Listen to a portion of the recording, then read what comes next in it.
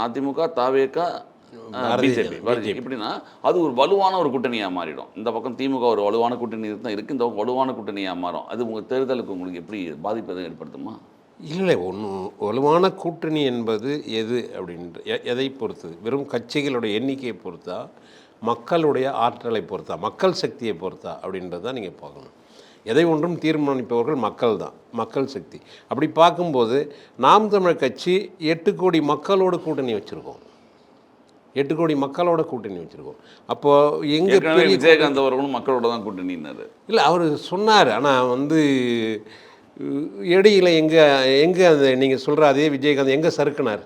அதிமுக கூட கூட்டணி வச்சார், சறுக்குனார். அதுக்கப்புறம் அந்த அம்மையார் போன 2016 தேர்தல் அப்போ நீங்கள் யாராவது சீக்கிரமாக கூப்பிடுங்க, இல்லைனா நாங்கள் வேறு கட்சிக்கு போவோம்னு பேசக்கூடிய அளவுக்கு அவங்க கீழ் நோக்கி போக வேண்டிய கட்டாயத்துக்கு வந்தாங்க. இப்போ கூட அவங்க ஏறக்குறைய இந்த 2011 அவர் ஏறக்குறைய 29 இடங்கள் வெற்றி பெற்றார். ஆனால் இன்றைக்கி அவங்க பேச்சுவார்த்தைக்கு போகும்போது 6 சீட்டில் தான் தொடங்குறாங்களாம். அவர் விஜயகாந்த் கட்சிக்கு, தேமுதிகவுக்கு அவர் தலைமையில் தானே மக்கள் நல கூட்டணி, அவர் மக்கள் நல கூட்டணி. அது ஒரு அம்மையார் ஜெயலலிதா அவங்க சாதுரியமாக காய் நகர்த்தது.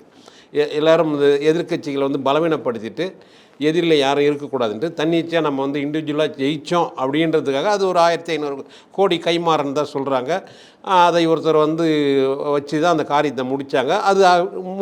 அதை நிறைவேற்றி காட்டினாங்க, சக்ஸஸ் ஆச்சு. அவங்க எந்த கூட்டணியும் இல்லை அப்படின்ற மாதிரி, நான் தன்னிச்சையாக ஜெயித்தேன் அப்படின்ற மாதிரி அந்த தேர்தலில் அவங்க வெற்றியும் பெற்றாங்க, யார் கூட கூட்டணி இல்லாமல். அதுக்காக அவங்க செலவழித்த தொகை கூடுதல். அதற்கு துணை போனவங்க எல்லோரும் இன்றைக்கி ஒவ்வொரு மறுபடியும் வேறு கட்சிகளில் இன்றைக்கி இருந்துக்கிட்டு இருக்கிறாங்க. எந்த கட்சிக்கு துரோகம் பண்ணிவிட்டு மக்கள் நல கூட்டணின்னு ஒன்று தொடங்கினாங்களோ திரும்பவும் அதே திமுகவில் தான் இன்றைக்கி அங்கம் வகித்து நாங்கள் இருக்கின்ற வகை திமுகவை ஆட்ட முடியாது, அசைக்க முடியாதுன்னு வீரவேஷம் பேசிக்கிட்டு இருக்காங்க. அப்போ அன்றைக்கி என்ன நடந்தது அப்படின்றது இன்றைக்கும் அவங்க நினச்சி பார்க்கறதில்ல.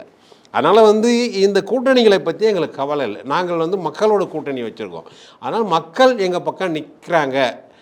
எங்களுடைய வெற்றியும் தோல்வியும் அது யாரோடையதுன்னா மக்களோடையது.